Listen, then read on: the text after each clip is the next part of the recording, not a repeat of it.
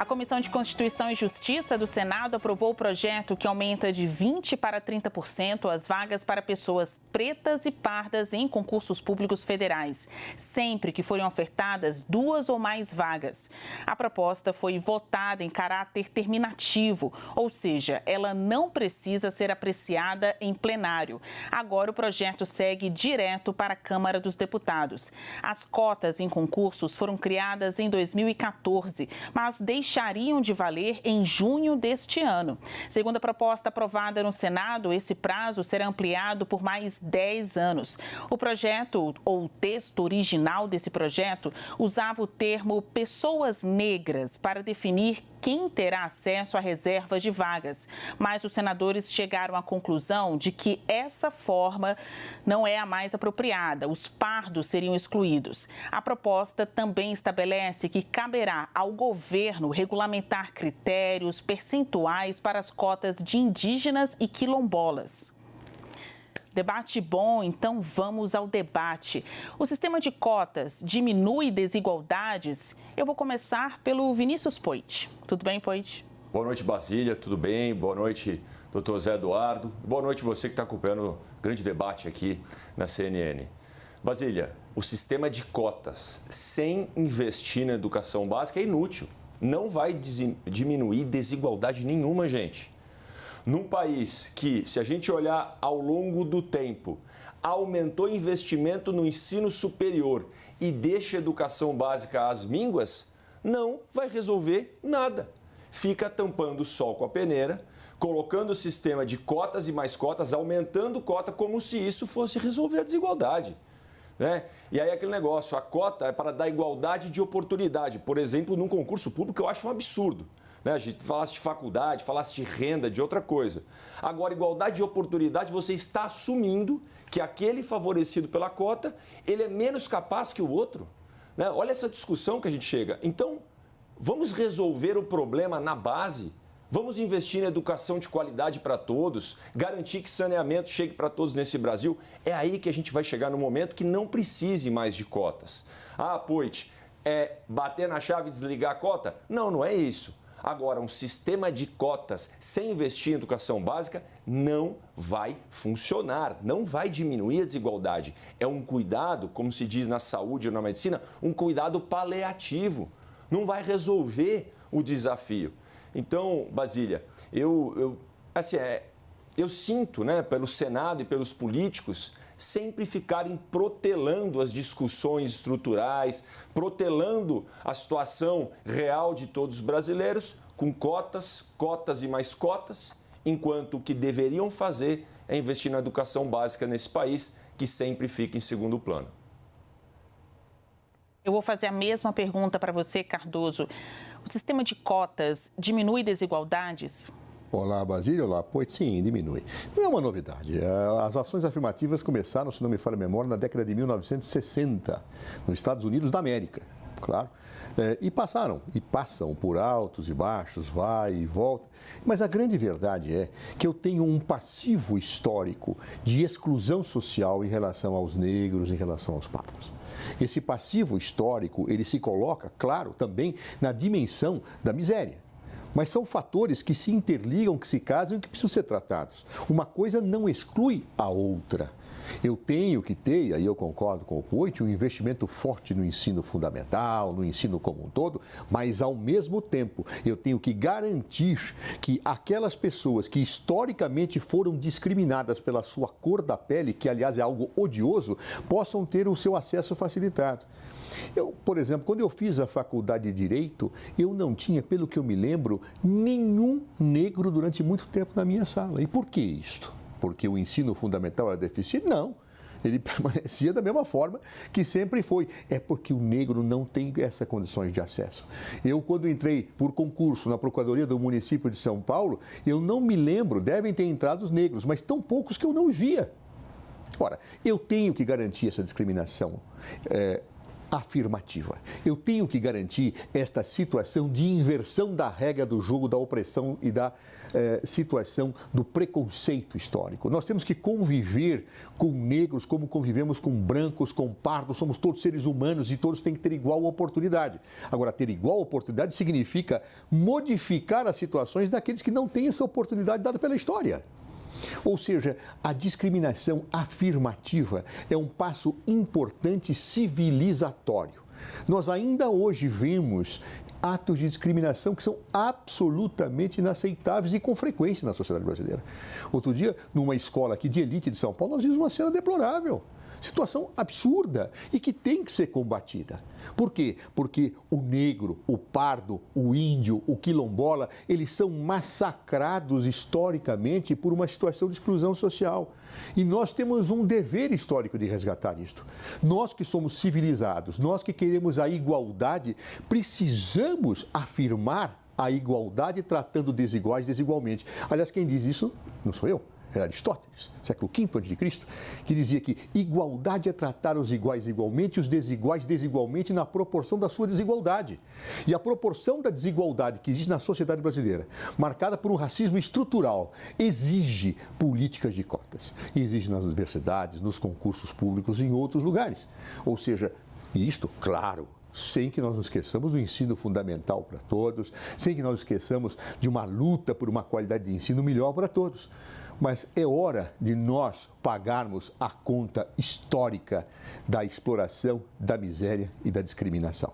E esta conta se paga com ações afirmativas, que, repito, não são uma novidade brasileira. Surgiram na década de 60 nos Estados Unidos da América e passaram, então, a ser cogitadas, analisadas e debatidas em todo o mundo. Bom, para humanizar mais o debate, eu gostaria de saber se vocês conhecem pessoas que utilizaram cotas, seja no concurso público ou para entrar em faculdades, né?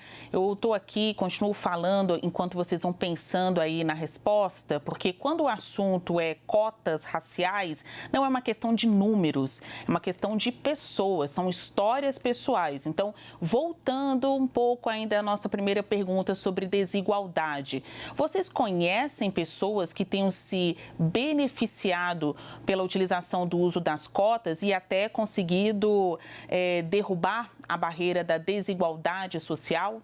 Poit. Basília, conheço.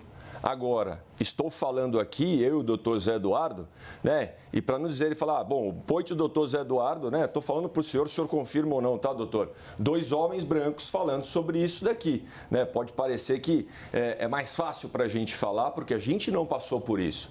Mas isso não exclui a empatia e conhecer pessoas que foram discriminadas. E aqui, Basília e doutor Zé, a gente nem está falando sobre a questão, quando eu digo sobre a miséria e sobre a falta de ensino básico, né, o racismo é algo que a gente tem que combater no Brasil. A discriminação pela cor da pele, que foi algo que o doutor Zé Eduardo carregou bastante na fala, isso eu concordo, não dá para aceitar. E aí remeto o que a gente falava na antiga versão aqui do grande debate com a Lu Barreto, doutor Zé Eduardo. Ela falava muito de Angela Davis e eu citei uma frase uma vez que ela mesma me contou. Não basta não ser racista, tem que ser antirracista. Agora, Basília, né, a gente dizer que o sistema de cotas vai ajudar a reduzir a desigualdade se não vier acompanhado, como eu disse no começo, de investimento em educação básica, sabe, de priorização num país que investe 4 vezes mais no ensino superior em detrimento do ensino básico, quando nos países da OCDE esse número é 1,5 vezes, essas cotas elas vão perdurar para sempre. A gente nunca vai conseguir corrigir toda essa questão histórica do Brasil. E quando o professor fala com propriedade sobre o passado do Brasil, não só com os negros, pardos, indígenas, o professor coloca também, e o professor doutor aqui, Zé Eduardo, a que eu me refiro, meu debatedor, coloca a questão da miséria. Pessoas que foram deixadas às margens da sociedade, pessoas que, se a gente olhar a maioria das favelas no Brasil, a grande maioria, muito mais que no Brasil todo, que a maioria já é parda, a grande maioria é parda ou negra. A grande maioria teve menos oportunidade. Portanto, não basta somente as cotas garantindo que isso vai resolver o problema. A gente precisa corrigir lá na ponta, lá na base. Gente, vamos investir em educação básica de qualidade. Vamos deixar o Estado presente nas comunidades, presente nas periferias, não só com a polícia, né? Mas como, por exemplo, o que é feito aqui no Estado de São Paulo com as praças da cidadania, com capacitação, com centro de mediação, com oferta de trabalho, com cultura, com esporte. Ou lá no Recife, do prefeito João Campos, secretário Murilo Cavalcante, o Compass, né, que foi criado lá na época do Eduardo Campos. E cito São Paulo e Recife para vocês verem que aqui não tem espectro político. Sabe, são políticas efetivas lá na ponta que garante uma oportunidade melhor para a pessoa, seja ela branca, parda, preta ou indígena. Portanto, doutor José Eduardo, a questão de discriminação aqui não tem nem discussão, né? A gente não deveria nem trazer para o debate porque a gente concorda em relação à cor de pele ou credo ou opção, qualquer coisa. A gente tem que falar aqui de números, às vezes, também, Basília, porque eles são importantes para a gente destinar os recursos do país e garantir que todos tenham a mesma oportunidade de educação desde a base. Portanto, parece fácil falar da posição do homem branco que tem consciência dos privilégios que teve, mas tem consciência também das desigualdades que esse país passa e da responsabilidade que a gente tem de lutar por mais oportunidades para todos, e não será somente com cotas. Tem que vir com a educação básica para um dia. No mundo ideal, eu sei que isso é difícil de chegar, a gente não tenha, né, racismo no Brasil e a gente não tenha que precisar de política de cotas, porque todo mundo teve educação de qualidade desde o começo. Esse debate com dois homens brancos, como você muito bem lembrou, e uma entrevistadora, uma mulher negra, eu não poderia deixar esse questionamento passar, né? A pergunta ainda é sobre desigualdade, entende? Você, Eduardo Cardoso, conhece pessoas que tenham sido beneficiadas, tenham utilizado as cotas raciais, seja no concurso público ou para a entrada no ensino superior? E, no caso dessas pessoas, a barreira da desigualdade foi vencida? Olha, eu conheço.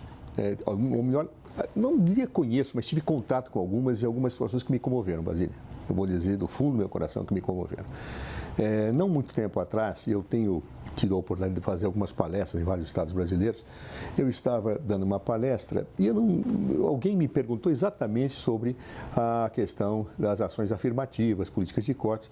E eu dei essa posição que eu estou aqui expressando.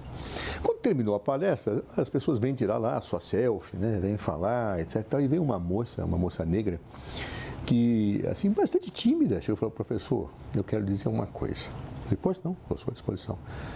Ela falou: eu quero dar um testemunho. De onde eu vim, eu nunca estaria aqui se não fosse a política de cotas. E eu quero lhe mostrar algo. Me mostrou um caderno, uma folha. Essas são as minhas notas. Eu sou a melhor aluna da sala. Nem quando morrem pessoas da minha família, eu falto. Porque eu tenho a cada aula que recuperar o meu tempo do passado. Eu juro para vocês que eu fiquei emocionado com aquela fala. E naquele momento eu senti a correção daquilo que eu estava defendendo. Agora você me pergunta, isso acabou com a discriminação? Não, não acabou. Porque ela é estrutural, ela acontece. Ela acontece nas ruas. Esta moça, amanhã ou depois, vai ser doutora, vai ser advogada e talvez seja parada na rua porque ela é negra para ser fiscalizada enquanto outros brancos não são. Isso não acabou, infelizmente, porque ela vai ser discriminada em muitos outros lugares, mas nós temos que subir a escada do enfrentamento da discriminação. E a política de cotas é fundamental para que isto ocorra, para que no meio universitário, para que no serviço público, para que o cidadão conviva com pessoas negras, pardas, tendo uma condição social de relevância e de respeito. Acho isso de fundamental importância do ponto de vista humanitário. Então, eu friso aqui este exemplo dessa moça negra que me comoveu, dizendo que nem quando parentes morriam ela faltava à aula, porque ela tinha que recuperar o tempo passado e que ela não estaria lá me mostrando aquelas notas se não tivesse sido a política de cotas. E eu acho que ela tinha razão, porque talvez ela não estivesse lá, como uma situação para que nós reflitamos. É hora de nós lutarmos contra a discriminação, e nesse ponto eu concordo com o Poit. Mas nós temos que pegar todas essas medidas que estão colocadas, porque a luta pela discriminação não se vence num dia, numa hora, nem com política de cotas. Ele é um processo histórico. E oxalá nós tenhamos um dia em que a igualdade seja uma realidade entre todos os seres humanos do nosso país.